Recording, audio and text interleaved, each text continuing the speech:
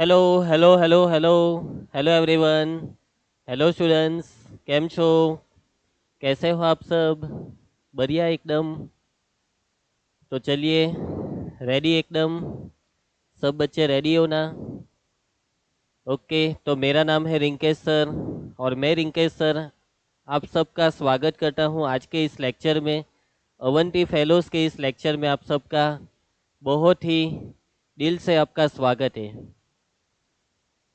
तो चलिए शुरुआत करते हैं आज के लेक्चर की। तो आज हमारा जो मैथ्स का लेक्चर है, तो आज के लेक्चर से हम चैप्टर की शुरुआत करने वाले हैं, है ना? कौन सा चैप्टर? तो फर्स्ट चैप्टर हमारा है रिलेशन एंड फंक्शन। कौन सा chapter? Relation and function. Okay, अभी देखिए प्रीवियस हमने क्या देखा था। प्रीवियस लेक्चर के अंदर हम सॉल्व कर रहे थे मेजर टेस्ट का पेपर एंड उसका सॉल्यूशन देख रहे थे। टोटल 5 लेक्चर हमने दे दिए टेस्ट पेपर के सॉल्यूशन को, है ना? लेकिन अब कोई टेस्ट पेपर सॉल्व नहीं करवाने वाला मैं, नहीं, क्योंकि सॉल्यूशन की पीडीएफ फाइल आपको भेजी जाएगी। ठीक है, अब मैं आपको टॉपिक सिखाने वाला हूँ। अब से हमारी जो पढ़ाई होगी वो टॉपिक वाइज होगी। हम कोई भी एक चैप्टर को सिलेक्ट करेंगे। तो अभी मैंने फर्स्ट चैप्टर सिलेक्ट किया, रिलेशन एंड फंक्शन। अभी इस चैप्टर के जितने भी इम्पोर्टेंट टॉपिक है ना, उन सभी इम्पोर्टेंट टॉपिक को हम देखने वाले, उसकी theory and concept and formula को देखने वाले। उसके बाद जो भी हम थियरी एंड फॉर्मूला देखने वाले हैं ना, जो भी हम कंसेप्ट सीखने वाले हैं, उसके रिगार्डिंग क्वेश्चंस भी देखने वाले हैं। उसके रिगार्डिंग अच्छे वाले बढ़िया वाले जेई के क्वेश्चन, जेई के पीवाई क्यूज देखेंगे हम। सो इस टाइप से अब हमारी आगे की पढ़ाई होने वाली है। ठीक है बच्चों, देखो मैं अभी पहले से आपको ये बता देना चाहता हूँ कि मैं सब कुछ नहीं पढ़ाऊँगा, क्योंकि सब कुछ पढ़ाने के लिए इतना टाइम नहीं है। बस अब हमारे पास सिर्फ 3 महीने बाकी है और 3 महीने बाद आपकी जेई की एग्ज़ाम है। सो अभी 3 महीने में आप सब कुछ नहीं पढ़ पाओगे, लेकिन हाँ, हम वो जरूर पढ़ेंगे कि जो आपके लिए इम्पोर्टेंट है, जिसमें से श्योर सो जिस भी टॉपिक में से जेई एग्जाम में क्वेश्चन आता है, वो सारे टॉपिक हम देखेंगे। ठीक है ना? तो शुरुआत करते हैं आज के लेक्चर की। देखो बच्चों, आपको जब भी आप पढ़ाई करने बैठो ना, तब आप सभी को आपकी नोटबुक एंड पेन साथ में लेकर बैठना है। नोटबुक का मतलब आपकी rough notebook, not regular notebook. Regular notebook में बाद में लिखना है, शांति से आराम से लिखना है। जो भी हम यहाँ पे आपको पढ़ाने वाले हैं, उसकी पीडीएफ फाइल आपको भेज दी जाएगी। आपके सर टीचर को उसकी पीडीएफ सेंड कर दी जाएगी और उस पीडीएफ में से आपको बाद में लिख लेना है सारी चीज़ों को अच्छे से ध्यान से। मतलब अभी क्या करना है, अभी सिर्फ ध्यान देना है। और जब भी मैं कुछ कैलकुलेशन करने के लिए आपसे कहूँगा ना, तब कैलकुलेशन के लिए आपको आपकी रफ नोट का यूज़ करना है। ठीक है ना? कैलकुलेटर साथ में लेके नहीं बैठना, क्योंकि जेई के एग्जाम में कैलकुलेटर साथ में नहीं ले सकते आप। ठीक है, तो फिर चलिए शुरुआत करते हैं फर्स्ट चैप्टर की, relation and function. Relation and function, ready everyone? तो ध्यान दीजिए, स्टैंडर्ड 12 जेई मैथ्स, हमारा first chapter relation and function, उसका लेक्चर नंबर 1। एंड आज के लेक्चर में, लेक्चर नंबर 1 में आज का हमारा टॉपिक क्या है? Topic is relation. Topic is relation. आज हम रिलेशन के बारे में बात करने वाले हैं, तो ध्यान दीजिएगा। देखो यहाँ पे आपको बोर्ड पे गुजराती एंड इंग्लिश दोनों लैंग्वेज में कुछ ना कुछ चीज़ें दिखाई देने वाली है, लेकिन आप इंग्लिश में ही देखो, क्योंकि आप इंग्लिश मीडियम वाले बच्चे हो, है ना? गुजराती को इग्नोर करना। रिमेंबर, शुरुआत में ही रिमेंबर। रिमेंबर का मतलब क्या बेटा? रिमेंबर का मतलब कि कुछ चीज़ें जो आपको याद रखनी है, जो आपको अच्छे से समझ के उसे क्या करना है, याद रखना है। ठीक है, ध्यान दीजिए।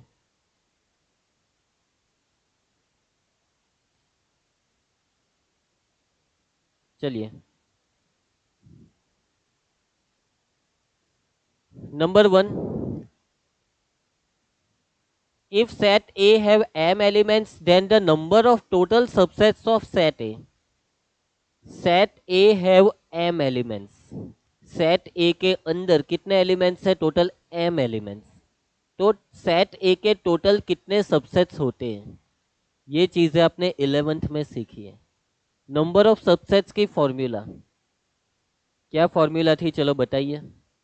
अगर सेट ए के अंदर m एलिमेंट है तो सेट ए के टोटल सबसेट कितने होते हैं। तो टोटल सबसेट की आपने फॉर्मूला देखी थी, 2 टू की पावर में नंबर ऑफ एलिमेंट्स, 2 की पावर में नंबर ऑफ एलिमेंट्स। अभी सेट ए में कितने एलिमेंट्स है, set A have m elements यानी 2 की पावर में m, इतने सबसेट्स होते हैं। सेट ए के टोटल कितने सबसेट्स होते हैं, 2m सबसेट्स। कितने सबसेट्स, 2m सबसेट्स। ठीक है ना, याद आ चुका आपको। मतलब कि if number of A equal to M, number of A equal to M का मतलब number of elements in A equal to M, then it implies number of subsets, number of subsets equal to 2m। ठीक है। उसके बाद और एक चीज जो आप 10th में सीख के आए हो, डिस्टेंस फॉर्मूला को याद करो। कौन सी formula, distance formula. Distance formula is the formula, distance formula वो फॉर्मूला है जिसका यूज करके हम किसी भी दो पॉइंट के बीच का डिस्टेंस फाइंड कर सकते हैं। तो पॉइंट ए एंड बी के बीच का डिस्टेंस फाइंड करने की फॉर्मूला कौन सी है, ए एंड बी के बीच का डिस्टेंस की formula A B equal to square root of x1 minus x2 whole square plus y1 minus y2 whole square. ये है distance formula. 2 points A and B के बीच के डिस्टेंस फाइंड करने की ये फॉर्मूला है। ठीक है। यहाँ पे राइट साइड पे स्क्वायर रूट दिखाई दे रहा है। अगर आपको ये स्क्वायर रूट नहीं अप्लाई करना तो यहाँ पे स्क्वायर लिख सकते हो आप। ठीक है, आप ए बी स्क्वायर लिखो। अगर आपको ए बी स्क्वायर लिखना है तो सामने स्क्वायर रूट की साइन मत रखो, और अगर आपको सामने स्क्वायर रूट की साइन रखनी है तो लेफ्ट साइड में स्क्वायर को मत पुट करो। अंडरस्टूड, ध्यान दे रहे हो ना सभी बच्चे। ठीक है, तो इस फॉर्मूला के हेल्प से आप किसी भी दो पॉइंट्स के बीच का डिस्टेंस फाइंड कर सकते हो। ये वाली फॉर्मूला आपने 11th में भी अप्लाई की है। 11th में भी आपका एक चैप्टर आता था, थ्री डायमेंशनल जियोमेट्री, है ना। यस। चलिए, तो अभी देखो, अभी हम एक जेई का क्वेश्चन सॉल्व करने वाले हैं। ये जेई का PYQ है 2024 का, जेई 2024 यानी latest PYQ, latest fresh PYQ, previous year question. तो देखते हैं फर्स्ट PYQ को, ध्यान दीजिएगा। Let A and B be two finite sets with m and n elements respectively. The total number of subsets of the set A is 56 more than the total number of subsets of B. Then the distance of the point P of m, n from the point Q of -2, -3 is. ध्यान दीजिएगा, यहाँ पे बात किस बारे में हो रही है। यहाँ पे सेट ए एंड बी के सबसेट के बारे में बातें हो रही है। शुरुआत में बात हो रही है सेट ए एंड बी की। दोनों सेट्स फाइनाइट सेट्स है। सेट ए में टोटल m एलिमेंट्स है, सेट बी के अंदर टोटल n एलिमेंट्स है। यानी कि number of A equal to m, number of elements in A equal to m। Now number of elements in B, number of B, B के अंदर कितने elements है, n एलिमेंट्स। ठीक है, ये चीजें गिवन है। अभी बात को समझिए, ये वाली लाइन को पकड़िए। कौन सी लाइन, देखो यहाँ पे एक चीज आपको दे रखी है कि भाई total number of subsets of A is 56 more than the total number of subsets of B. यानी ए के सबसेट्स कितने हैं, तो कि भाई ए के टोटल सबसेट्स वो बी के टोटल सबसेट से भी 56 ज्यादा है। ए के टोटल सबसेट्स वो बी के टोटल सबसेट से 56 ज्यादा है। ठीक है, ये सेंटेंस आपको क्लियर है ना। ठीक है, therefore number of subsets of A, number of subsets of A is equal to what, number of subsets of A is equal to number of subsets of B, number of subsets of B, और B के subset से कितने ज्यादा है, 56 मोर, यानी यहाँ पे plus 56। Understood, ये आपको अंडरस्टूड है ना। अभी देखो फॉर्मूला आपने अभी थोड़ी देर पहले देखी, नंबर ऑफ सबसेट्स ऑफ ए के टोटल सबसेट्स किसके बराबर होते हैं, 2m के बराबर। ठीक है, number of total subsets of A यानी 2 के पावर में ए के टोटल एलिमेंट्स, 2 की पावर में ए के टोटल कितने एलिमेंट्स है भाई, m एलिमेंट्स है। अभी देखिए बी के पास टोटल कितने एलिमेंट्स है, n एलिमेंट्स। अगर बी के पास n एलिमेंट्स है तो बी के टोटल नंबर ऑफ सबसेट्स किसके बराबर, तो कि भाई number of subsets of B यानी कि 2 की पावर में b के नंबर ऑफ एलिमेंट्स, b के टोटल एलिमेंट्स कितने हैं, n एलिमेंट्स, और ये प्लस 56, ठीक है ना। अभी देखो लास्ट में आपसे क्या पूछा गया कि आपको फाइंड करना है distance between the point p and q। अभी देखो पॉइंट P आपको गिवन नहीं है, सबसे पहले पॉइंट P को फाइंड करना होगा, एंड पॉइंट P को फाइंड करने के लिए बात को समझिए, आपको फाइंड करना होगा m एन n को, आपको फाइंड करना होगा m एन n को। Find the value of m and n by solving this equation. इस इक्वेशन को सॉल्व कीजिए। कैसे सॉल्व करोगे आप इक्वेशन को सॉल्व करके m एन n को कैसे फाइंड करोगे आप, लॉजिक लगाइए, लॉजिकल इक्वेशन है बेटा, लॉजिकल इक्वेशन। देखो 2 raised to n को लेफ्ट साइड में लेके आओ, therefore 2 raised to m minus 2 raised to n equal to 56। अभी देखना, अभी मेरा एक आपसे सवाल है कि ये जो m एंड n है ना, उसमें बड़ा कौन है छोटा कौन है, विच वन इज बिगर, कौन सा वाला बड़ा है, m बड़ा या n बड़ा, आप बता पाओगे। देखो कॉमन सेंस यूज करो, m बड़ा है n छोटा है, कैसे, तो कि भाई sense, common sense.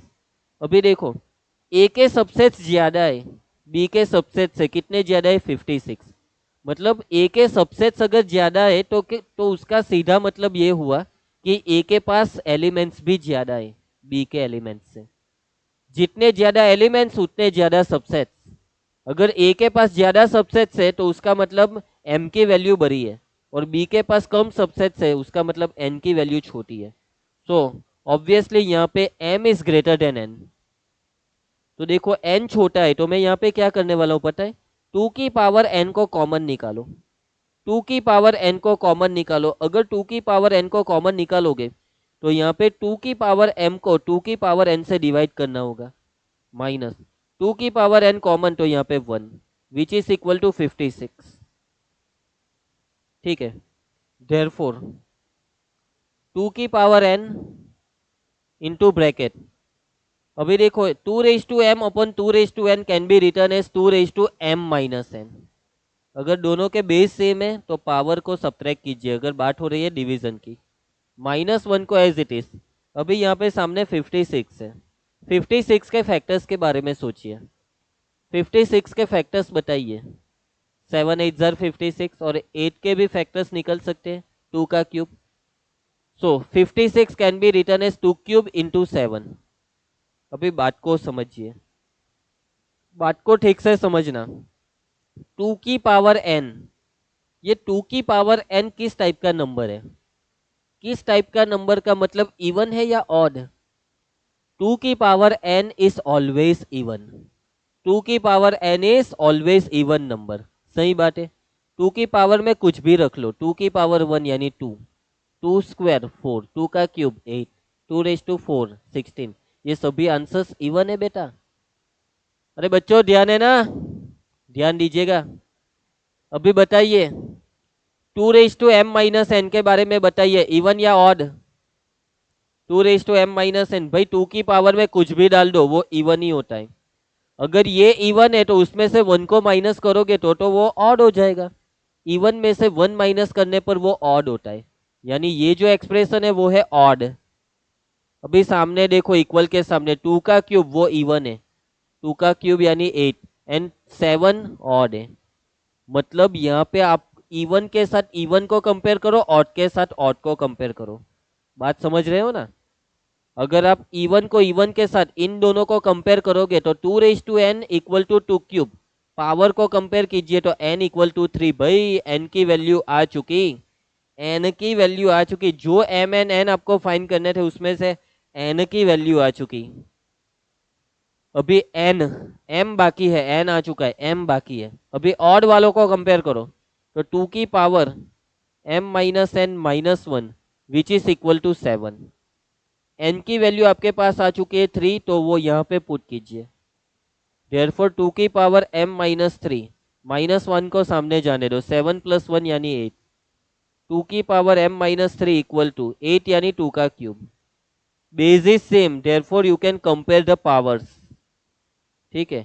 m minus 3 equal to 3, minus 3 सामने जाएगा, 3 प्लस 3 यानी 6, तो m की वैल्यू आ चुकी है 6। सो m एंड n की वैल्यू आ चुकी है, यानी ये जो पॉइंट है ना, point P of M comma N वो भी आ चुका। तो point P of M comma N के कोऑर्डिनेट्स क्या होने वाले? तो एम की वैल्यू क्या आई थी 6 एंड एन की वैल्यू 3, यानी पॉइंट पी के कोऑर्डिनेट 6,3। अंडरस्टूड? इजी है ना? समझ आया आपको? ध्यान देते रहिएगा भाई। अभी फाइन क्या करना है? पॉइंट पी एंड क्यू के बीच का डिस्टेंस। पॉइंट क्यू देखिए -2, -3। Point Q is -2, -3. Now you have to find the distance between point P and Q. How can you find it? कैसे फाइंड करोगे आप? P and Q के बीच का डिस्टेंस फाइंड करना है तो भाई डिस्टेंस फॉर्मूला सिंपल यार। Distance formula P and Q के बीच का distance PQ square equal to x coordinate का डिफरेंस और उसका स्क्वायर 6 - -2 का स्क्वायर प्लस y कोऑर्डिनेट के डिफरेंस का स्क्वायर यानी 3 -3 का स्क्वायर। सिंप्लीफाई कीजिए बच्चों। माइनस माइनस प्लस 6 + 2 यानी 8, 8 का स्क्वायर 64, माइनस माइनस प्लस होता है 3 + 3 यानी 6, 6 का square 36। Therefore PQ square equal to 64 + 36 it will be 100, 100 यानी 10 का square. Therefore we can say PQ equal to 10। The value of PQ is 10। The value of PQ is 10। This is our answer. Understood? समझ आया आपको? Easy? खत्म? Solve हो चुका, खत्म। ठीक है, तो देखिए कितनी आसानी से सॉल्व हो गया। ये जेई का पीवाईक्यू था। यस बच्चों, जेई में इस टाइप के क्वेश्चन आते हैं। अभी देखो ये जो क्वेश्चन है ना, वो जेई 2024 का क्वेश्चन, इजी क्वेश्चन। देखो इसमें कुछ नहीं था, आसानी से सॉल्व हो चुका। और दूसरी एक बात मैं आपको गारंटी डाल के देता हूँ कि ये जो क्वेश्चन आपने देखा ना, इस पैटर्न का क्वेश्चन जेई एग्जाम में आता रहता है। ये मोस्ट आईएमपी पैटर्न है। ये क्वेश्चन मोस्ट आईएमपी ऐसा नहीं कह रहा हूं मैं, लेकिन इस क्वेश्चन का जो पैटर्न है ना, जो सबसेट की जो बातें हो रही है ना पूरे क्वेश्चन में, ये पैटर्न के क्वेश्चन जेई एग्जाम में आते रहते हैं, बहुत बार आते हैं बच्चों। ठीक है ना? चलिए उसके बाद सेकंड, नेक्स्ट, रिमेंबर। चलिए कार्टेशियन प्रोडक्ट। क्या आपको कार्टेशियन प्रोडक्ट के बारे में पता है? यस सर, 11th में तो हमने सीखा था। तो चलो याद करो, कार्टेशियन प्रोडक्ट का मतलब क्या होता है? तो Cartesian product is a product of two sets. मान लो कि first set is Q, second set is first set is P, second set is Q. इन दोनों के बीच का कार्टेशियन प्रोडक्ट यानी P cross Q. P cross Q can be defined as ordered pair P comma Q where the first element P is from capital P, P belongs to capital P, and the second element Q is from capital Q, Q belongs to capital Q। ये है Cartesian product की set definition. कौन सी definition? Set definition. For an example, चलिए example के जरिए मैं आपको एक बार याद करवा दूं। मान लो कि A इक्वल टू है 1 2 and B equal to XYZ।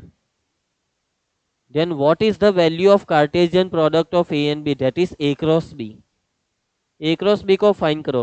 So A cross B is the set of ordered pair of elements of A and B।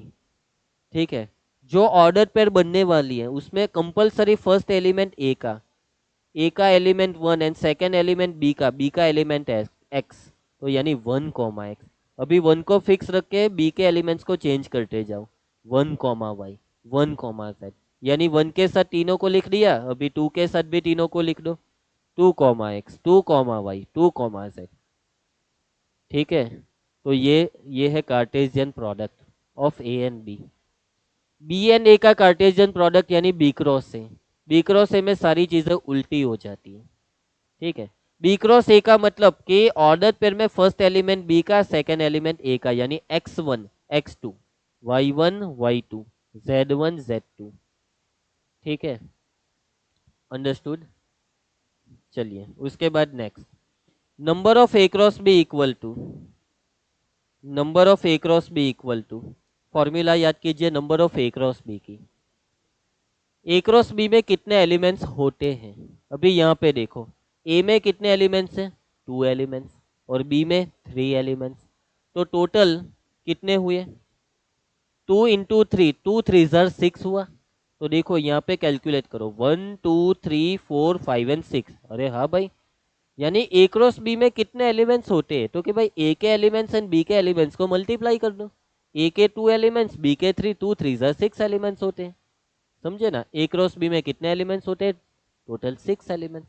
अगर मान लो कि सेट ए में 5 एलिमेंट्स होते हैं, सेट बी में 4 एलिमेंट्स, तो ए क्रॉस बी में कितने एलिमेंट्स होने वाले थे, तो 5 × 4, 5 4 = 20 एलिमेंट्स। ठीक है। So number of A cross B का मतलब ए के एलिमेंट्स को बी के एलिमेंट्स से मल्टीप्लाई कर दो। So number of A cross B equal to number of A into number of B. ये है number of A cross B की फॉर्मूला। फॉर्मूला को याद रखना कि ए क्रॉस बी के कितने एलिमेंट्स होते हैं, तो कि भाई ए के टोटल और बी के टोटल एलिमेंट्स को मल्टीप्लाई करने के बराबर। चलिए ध्यान देते रहिएगा। चलिए नेक्स्ट, जेई का पीवाईक्यू देख लो बच्चों। जेई मेंस 2019 का ये क्वेश्चन है, ध्यान से देखना। Let z be the set of integers. z के बारे में तो आपको पता ही है, z के अंदर इंटीजर्स होते हैं। देखो यहाँ पे सेट ए दे रखा है, सेट ए को देख लीजिए ध्यान से। सेट ए में कौन है भाई, सेट ए में वो इंटीजर्स है जो इस इक्वेशन को सेटिस्फाई करते हैं। सेट ए में कौन से इंटीजर्स है, वो इंटीजर्स कि जो इस इक्वेशन को सेटिस्फाई करें। उसके बाद सेट बी में कौन है, सेट बी में नेचुरल नंबर्स है, वो नेचुरल नंबर्स की जो इस इनइक्वालिटी को सेटिस्फाई करे। ठीक है। Then the number of subsets of the set A cross B. A cross B के कितने सबसेट्स, ए क्रॉस बी के कितने सबसेट्स, अभी थोड़ी देर पहले मैंने आपको ज्ञान दिया। Number of subsets of A cross B, तो देखो नंबर ऑफ सबसेट्स की फॉर्मूला याद करो बेटा। The formula of number of subsets यानी 2 की पावर में number of elements. A cross B के सबसेट्स की बात हो रही है, यानी 2 की पावर में ए क्रॉस बी के जितने भी एलिमेंट्स है वो डाल दो, 2 की पावर में डाल दो। आंसर के देखो 2 की पावर में कुछ ना कुछ डाल रखा है। 2 की पावर में क्या लिखना है, ए क्रॉस बी के टोटल जितने भी एलिमेंट्स है वो। अभी ए क्रॉस बी में टोटल कितने एलिमेंट्स है, number of A cross B कितना है भाई, number of A cross B यानी ए क्रॉस बी के टोटल एलिमेंट्स। अभी ए क्रॉस बी के टोटल एलिमेंट्स का मतलब क्या, कि भाई ए के जितने एलिमेंट्स है वो और बी के जितने एलिमेंट्स है वो, उनको मल्टीप्लाई करो तो ए क्रॉस बी के number of total number of elements. तो बस रास्ता क्लियर है भाई, कि भाई ए के पास कितने एलिमेंट्स है वो फाइंड करो, बी के पास कितने एलिमेंट्स है वो फाइंड करो। अभी ए के पास कितने एलिमेंट्स है वो फाइंड करने के लिए आपको इस इक्वेशन को सॉल्व करना होगा। इक्वेशन क्या है भाई, 2 की पावर में x + 2 into x² - 5x + 6 which is equal to 1। कैसे सॉल्व करोगे इस इक्वेशन को, देखो आपको x को फाइंड करना है और इक्वेशन एक्सपोनेंशियल फॉर्म में है। अगर लेफ्ट साइड एक्सपोनेंशियल फॉर्म में है ना, तो राइट साइड को भी एक्सपोनेंशियल फॉर्म में कन्वर्ट करो। एक्सपोनेंशियल फॉर्म मतलब देखो लेफ्ट साइड में 2 की पावर में कुछ दे रखा है, तो राइट साइड को भी 2 की पावर के फॉर्म में कन्वर्ट करो। तो 2 की कितनी पावर 1 के बराबर, 2 की कितनी पावर 1 के बराबर, तो कि भाई 2 की पावर 0, 2⁻0 1 के बराबर। तो बस अभी इन दोनों के पावर को कंपेयर करो, अगर बेस सेम है तो पावर को कंपेयर की जा सकता है। तो हम लिख सकते हैं x + 2 इंटू x² - 5x + 6, ये किसके बराबर, 0 के बराबर। देयरफॉर x + 2, अभी इसके factors 3 2 = 6, 3 + 2 5, so the first factor is x - 2, second factor is x - 3 which is equal to 0। तीनों को 0 के बराबर मान लो तो x की वैल्यू +2 सामने जाएगा -2, नेक्स्ट x की वैल्यू 2, उसके बाद नेक्स्ट x की वैल्यू x = 3। अभी देखो जो भी x की वैल्यू आपके पास आ रही है ना वो इंटीजर होनी चाहिए, तो यस तीनों की तीनों वैल्यूज इंटीजर्स है, यानी सेट ए यहाँ पे क्या बनने वाला है, सेट ए इक्वल टू, ये तीनों को डाल दो सेट ए में, -2 2 एंड 3 को। ठीक है, अंडरस्टूड। अभी सेट बी, चलो सेट बी पे आ जाओ। सेट बी में नेचुरल नंबर्स है, कौन से नेचुरल नंबर्स, जो इस इनइक्वालिटी को सेटिस्फाई करे। तो अभी इस इनइक्वालिटी को सॉल्व करो। 11th में आपने इस टाइप की बहुत इनइक्वालिटी सॉल्व की थी। यस, 11th में इनइक्वालिटी का पूरा एक चैप्टर था। कैसे सॉल्व करते हो आप इस इनइक्वालिटी को? तो यहाँ पे आपको x चाहिए, 2x माइनस वन में सिर्फ x चाहिए, तो पहले माइनस वन को रिमूव कीजिए। माइनस वन को रिमूव करने के लिए सभी में वन ऐड करो, सभी में वन को ऐड करो। -3 + 1 -2, 2x माइनस वन में वन ऐड करोगे तो यहाँ पे 2x, 9 + 1 यानी 10। अभी देखो यहाँ पे x के आगे 2, तो 2 को रिमूव करना होगा।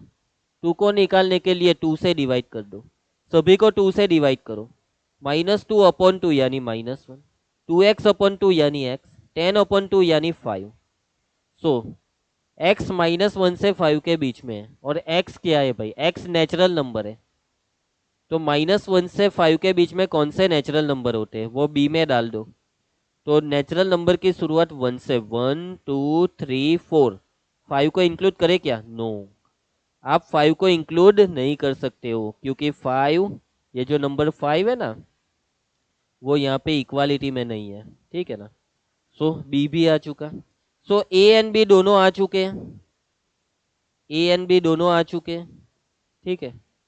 अभी आपको फाइंड क्या करना है? Number of subsets of the set A cross B, A cross B के टोटल सबसेट्स। तो देखो यहाँ पे ए के पास कितने एलिमेंट्स हैं? Number of A equal to 3 elements. B के पास कितने एलिमेंट्स हैं? Number of B equal to 4 elements. यानी ए क्रॉस बी के पास कितने एलिमेंट्स होने वाले हैं? Number of A cross B की formula number of A into number of B, 3 into 4 यानी 12 एलिमेंट्स। यानी ए क्रॉस बी के पास टोटल 12 एलिमेंट्स है, तो ए क्रॉस बी के पास कितने सबसेट्स होने चाहिए? Subsets of A cross B, number of subsets of A cross B. तो 2 की पावर में डाल दो ए क्रॉस बी के टोटल एलिमेंट्स को, ए क्रॉस बी के टोटल 12 एलिमेंट्स है, यानी 2 की पावर 12 सबसेट्स। इतने सबसेट्स होते हैं भाई ए क्रॉस बी के, समझे आप? समझ आया? ठीक है, सॉल्व हो चुका है, आंसर आ चुका है। इजी क्वेश्चन है, आसान है ना। देखो कुछ ज्यादा कुछ नहीं था, ये इक्वेशन भी बहुत ही आराम से सॉल्व हो चुकी। ये इनइक्वालिटी में तो कुछ था ही नहीं, और देखो कितने आराम से हमने ये क्वेश्चन सॉल्व किया है ना। ठीक है, चलिए, आई होप कि आप इस टाइप के क्वेश्चन जेई में सॉल्व कर पाओगे। ठीक है, कोशिश करते रहिए, प्रैक्टिस करते रहिए। चलिए, अभी आपको होमवर्क भी मिलने वाला है। ठीक है, आपको होमवर्क में डीपीपीस मिलेगी, जो आपको आपके स्कूल में कंप्यूटर में बैठ के वो डीपीपीस सॉल्व करनी है। आपको आपका होमवर्क करना होगा, होमवर्क कीजिएगा। होमवर्क कंपलसरी है। आपके स्कूल में बात करना, सर ने बोला है होमवर्क मिलने वाला है, आपके सर टीचर्स को कहिएगा, है ना। चलिए, उसके बाद next remember. Okay, next topic is relation. Relation ये टॉपिक 11th का है। 11th में आप रिलेशन के बारे में सीख के आए हो, है ना। तो रिलेशन का क्या मतलब होता है? तो कि भाई relation R from A to B is a subset of A cross B, ये होता है रिलेशन का मतलब। Relation R from A to B, A to B पे रिलेशन, ए से बी पर का रिलेशन यानी ए क्रॉस बी का subset. A to B R from A to B, relation from A to B का मतलब क्या? सबसेट। किसका सबसेट? ए क्रॉस बी का सबसेट। ए क्रॉस बी के किसी भी सबसेट को रिलेशन बोलते हैं। ए क्रॉस बी के किसी भी सबसेट को रिलेशन बोलते हैं, लेकिन किससे किस पर का रिलेशन? ए से बी पर का रिलेशन। ठीक है, relation from A to B, understood. मान लो कि relation from B to A की बात हो रही है, तो अगर relation from B to A की बात हो रही है तो वो भी सबसेट है, लेकिन किसका? बी क्रॉस ए का, B cross A. Relation from A to B, that means subset of A cross B. Relation from B to A, that means subset of B cross A, understood. So relation का मतलब होता है subset. A cross B का कोई भी subset उठा के ले लो, वो रिलेशन है, ए टू बी। ठीक है, बी क्रॉस ए का कोई भी सबसेट उठा के ले लो, वो रिलेशन है, B to A. Relation defined on set A is subset of A cross A. कई बार क्वेश्चन में आपसे ये कहा जाएगा कि relation defined on set A. हाँ भाई, सेट ए पे डिफाइन है, लेकिन सेट ए पे से किस पे? यहाँ पे देखो रिलेशन ए टू बी पे डिफाइंड है, A to B, relation defined on A to B. तो यहाँ पे A to what, relation defined on A to what. तो कि भाई आपको बाय डिफॉल्ट समझ जाना है कि relation defined on A to A, और ए टू ए का मतलब ए क्रॉस ए का सबसेट। अगर कोई रिलेशन सेट ए पे डिफाइंड है तो वो ए क्रॉस ए का सबसेट है, क्योंकि आपको ये मानना होगा कि सेट ए पे जो रिलेशन डिफाइंड है वो ए टू ए पे डिफाइंड है। ए पे डिफाइंड का मतलब ए टू ए, अंडरस्टूड। चलिए उसके बाद अभी आपको इसका आंसर देना है। Number of relations from set A to set B, number of relations from set A to set B. ठीक है, set A to set B पे कितने रिलेशंस होते हैं? Number of relations. रिलेशन का मतलब क्या है भाई? पहले वो मतलब एक बार फिर से याद करो तो। सेट ए से सेट बी का रिलेशन का मतलब ए क्रॉस बी का सबसेट। ए क्रॉस बी का कोई भी सबसेट रिलेशन है, ए क्रॉस बी का सबसेट रिलेशन है, उसका मतलब जितने सबसेट उतने रिलेशन। कितने रिलेशन? जितने सबसेट उतने रिलेशन। कितने रिलेशन? जितने सबसेट उतने रिलेशन। तो number of relations from A to B का मतलब है subsets, total subset, total subsets of A cross B. A cross B के जितने सबसेट्स है, number of total subsets of A cross B, A cross B के जितने subsets है उतने रिलेशंस हैं। जितने सबसेट्स उतने रिलेशन। कितने सबसेट्स? भाई ए क्रॉस बी के कितने सबसेट होते हैं? सबसेट की जब बात होती है ना, टू के पावर में डाल दो, टू के पावर में एलिमेंट्स, ए क्रॉस बी के सबसेट यानी टू, ए क्रॉस बी के एलिमेंट्स को टू के पावर में डाल दो, टू के पावर में ए क्रॉस बी के एलिमेंट्स यानी number of A cross B. तो ये है फॉर्मूला नंबर ऑफ रिलेशन की formula. Number of relation from A to B equal to 2 raise to number of A cross B, understood. तो याद रखना इस फॉर्मूला को। चलिए उसके बाद और एक पीवाईक्यू आपकी नजरों के सामने, जेई का पीवाईक्यू। देखते रहिए, इस पीवाईक्यू को हम सॉल्व करने वाले हैं। Let R be a relation from the set to itself. ये एक सेट दे रखा है, रिलेशन आर, ये जो सेट है ना उस पर डिफाइंड है। अभी ये जो सेट है ना उस सेट पे से उस पे ही डिफाइंड है। Relation R is defined on this set to itself such that R equal to, R को देखो, रिलेशन आर को देखो, order pair A comma B where B equal to P Q, where P and Q greater than 3, greater और equal to 3 and both are prime numbers, then the number of elements in R. ये जो relation are है ना उसमें कितने elements हैं, relation के अंदर कितने एलिमेंट्स है वो आपको फाइंड करने हैं। रिलेशन के अंदर कितने एलिमेंट्स हैं कैसे फाइंड करोगे? कैसे फाइंड करोगे रिलेशन के अंदर कितने एलिमेंट्स हैं? तो देखो रिलेशन आर कौन से सेट पे डिफाइन है, उस सेट को ए से रिप्रेजेंट करो। सो रिलेशन आर ये वाले सेट पे डिफाइन है, therefore set A equal to 1 2 3 up to 60, total 60 elements है सेट ए के अंदर। रिलेशन आर क्या दे रखा है? R equal to order pair A comma B where B equal to pick Q, B equal to pick Q where p comma q is greater or equal to 3 and both are prime, p and q both are prime numbers। तो मतलब बात को समझना, relation में जो ये order pair बनती है ना, ये ऑर्डर पेयर के एलिमेंट्स कहाँ से आते हैं? जो आपको सेट गिवन होता है उस सेट में से एलिमेंट्स आते हैं। यानी कि ए की वैल्यू 1 हो सकती है, 2 3 अप टू 60, कोई भी वैल्यू ए की हो सकती है। सिमिलरली बी की वैल्यू 1 हो सकती है, 2 3 अप टू 60, यानी ये ए एंड बी की वैल्यूज 1 टू 60 में से कोई ना कोई वैल्यू है। लेकिन आपको कौन सी वैल्यू लेनी है ए एंड बी के प्लेस पे? जो यहाँ पे जो कंडीशन दे रखे उसको सेटिस्फाई करें, कंडीशन भी सेटिस्फाई होनी चाहिए, ठीक है। तो देखो यहाँ पे बी के रिगार्डिंग कुछ कंडीशन दे रखी है, लेकिन ए की कोई कंडीशन है यहाँ पे? नो। यानी उसका मतलब कि भाई आप ए की वैल्यू कोई भी उठा के ले लो 1 टू 60, ठीक है। ए इक्वल टू 1 ले लो, 2 ले लो, 3 ले लो, कुछ भी ले लो 1 टू 60 में से। तो यहाँ पे ए की बात हो चुकी है कि भाई ए की वैल्यू कुछ भी ले लो, लेकिन अब बात करनी है बी की, क्योंकि भाई बी की वैल्यू, बी के रिगार्डिंग कंडीशन है कि भाई बी पी इंटू क्यू के बराबर है। ये पी एंड क्यू क्या है, दोनों नंबर से, दोनों प्राइम नंबर से, और वो भी 3 से बड़े, 3 या 3 से बड़े। अभी देखो दोनों P and Q R prime, तो प्राइम नंबर को पहले याद करो, वो प्राइम जो ग्रेटर और इक्वल टू 3 है, क्योंकि हमें 3 या 3 से बड़े प्राइम की बातें करनी है। सो 3, 5, 7 बताइए, प्राइम नंबर्स की लिस्ट बताइए। नेक्स्ट नंबर 11, नेक्स्ट 13, नेक्स्ट 15, भाई 15 प्राइम नहीं है। 19, नेक्स्ट 23, 23 के बाद 29, 31, बस इनफ है इतने, ठीक है।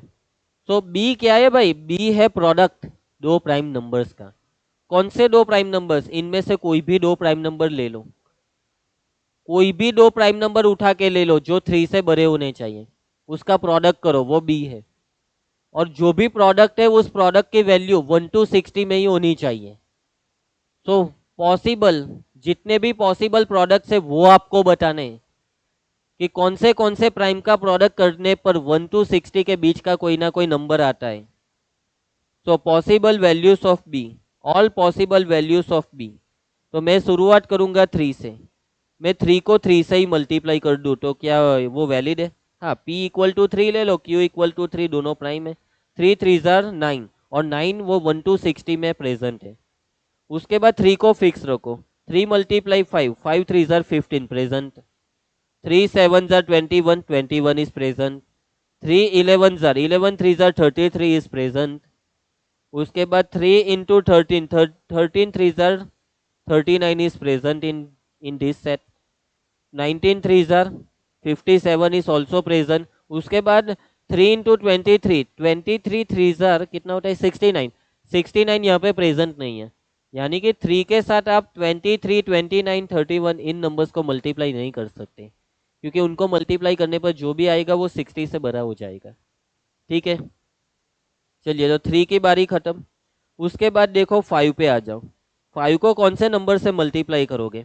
तो 5 को 5 इटसेल्फ, आप बोलोगे सर 5 को 3 से करो, 5 3 जार 15। अरे बेटा ऑलरेडी हो चुका है, अभी रिवर्स गियर में मत जाना, ठीक है, लेफ्ट टू राइट। अभी 3 की बात खत्म, यानी 5 के साथ 3 की बात नहीं होनी, आगे देखो पीछे मत देखो। तो 5 इंटू 5 25 प्रेजेंट। 5 इंटू 7 कितना होता है 35, 35 is present. 5 into 11 55 is present. 5 into 13 13 5 is 65 not present. So 5 वाले इतने। अभी 7 के साथ कौन? तो 7 के साथ 3 and 5 की बात मत करना क्योंकि वो आ चुके। 7 into 7 49 is present in this set. 7 into 13 sorry 11 11 7 are 77, 77 is not present in this set. उसके बाद 7 के साथ 13 19 बड़े नंबर्स के साथ काम करोगे तो मल्टीप्लिकेशन और बड़ा होता जाएगा। उसके बाद 11 पे आ जाओ, 11 इंटू 11 121, ओ भाई साहब 60 से बहुत बड़ा हो गया, यानी 11 13 19, अभी आगे बात करने की कोई ज़रूरत ही नहीं। सो पॉसिबल प्रोडक्ट्स, इतने प्रोडक्ट्स प्राइम नंबर के पॉसिबल है जिनका प्रोडक्ट 1 to 60 के बीच में ही कुछ ना कुछ है। तो टोटल ये बी की, ये सभी बी की वैल्यूज है। ये टोटल कितनी values 1 2 3 4 5 6 7 8 9 10, there are total 10 values, है ना। कहीं पे कुछ मैं गड़बड़ कर रहा हूँ, एक मिनट। 1 2 3 4 5 6 7 8 9 एंड 10, कुछ तो गड़बड़ हुई है मुझसे।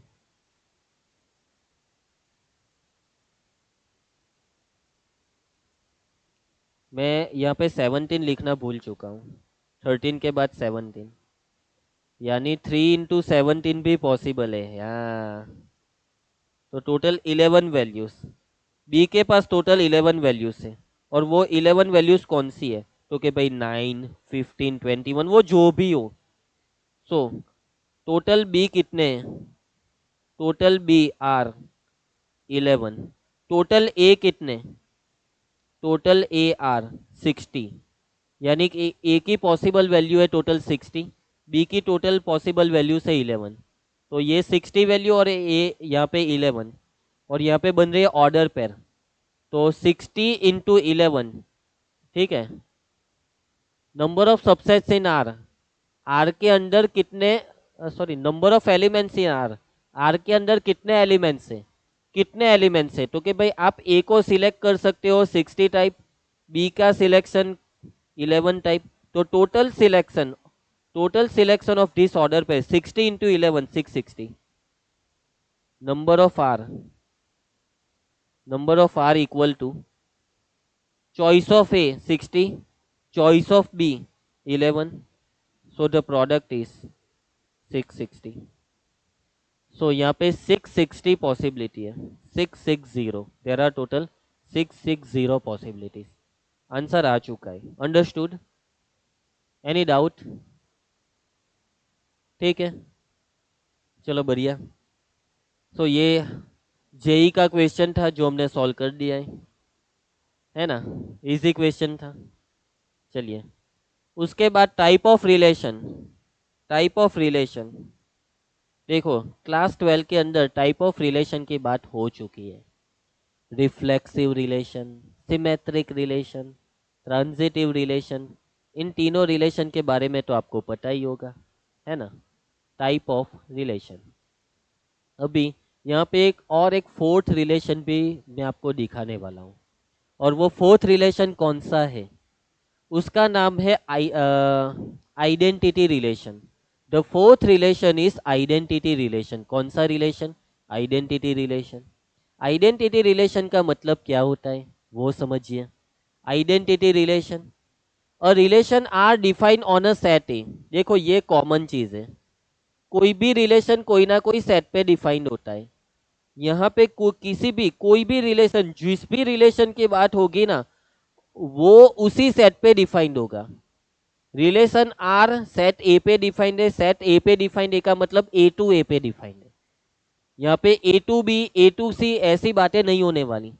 जिस भी रिलेशन की बात होगी वो उस पे ही डिफाइंड होगा। रिलेशन आर ए पे डिफाइंड है, ए पे डिफाइंड तो ए पे ही डिफाइंड होगा, ए टू बी पे नहीं होगा।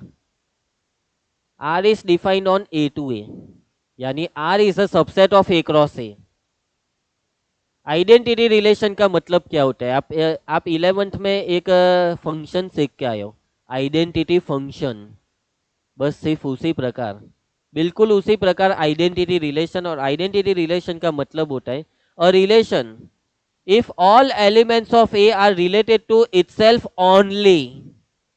ये ओनली वर्ड यहाँ पे बहुत ही इंपॉर्टेंट है। आइडेंटिटी रिलेशन का मतलब वो रिलेशन की जिसके सारे एलिमेंट्स वो खुद के साथ ही कनेक्टेड है।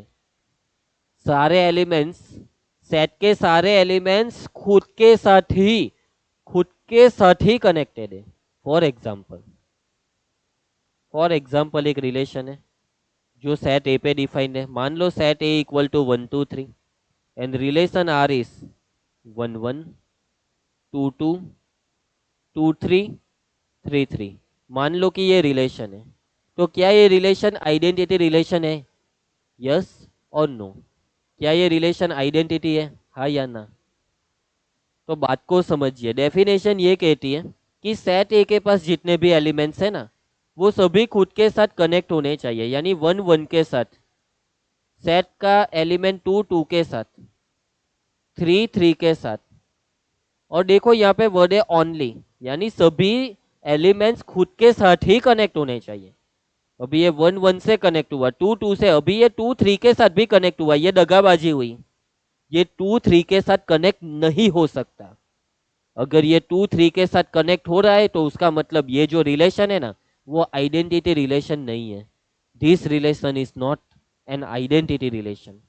लेकिन मान लो कि रिलेशन आर में 1 1 है, 2 2 है, 3 3, ये तीन ही एलिमेंट है, तो क्या ये रिलेशन आइडेंटिटी रिलेशन है? तो कि भाई हाँ, yes, this relation is identity relation.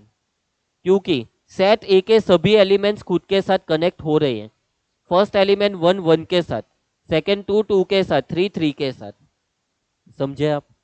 लेकिन मान लो आर इक्वल टू 1 1 है, 3 3 है, तो क्या ये रिलेशन आइडेंटिटी है? इसमें 1 1 3 3 है, लेकिन ये जो एलिमेंट 2 है, तो एलिमेंट 2 2 के साथ कनेक्टेड क्यों नहीं है? यहाँ पे 2 भी 2 के साथ कनेक्ट होके यहाँ पे प्रेजेंट होना चाहिए था, जो नहीं है। तो मतलब this relation is not identity relation. So identity relation का मतलब बहुत सिंपल है। अगर सेट ए में 1 2 3 4 4 एलिमेंट है तो आर के अंदर एग्जैक्ट 4 एलिमेंट है। ए के अंदर 4 तो आर के अंदर एग्जैक्ट 4।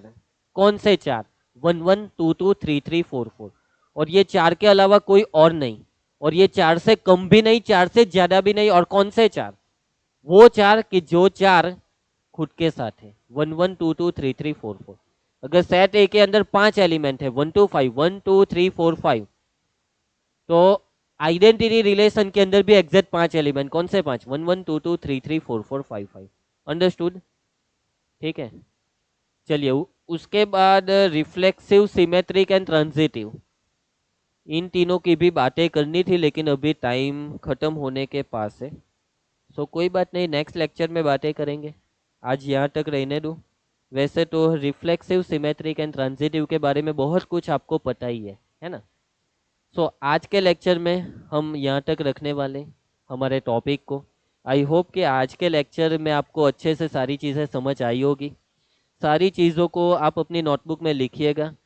जो भी मैंने आपको पढ़ाया है उसकी पीडीएफ आपके स्कूल के सर टीचर को सेंड कर दी जाएगी, है ना। उसमें से देख के लिख लीजिएगा, नोटबुक बनाइएगा। आज के लेक्चर में टोटल हमने 3 पीवाईक्यू देखे जेई के। मज़ा आया ना?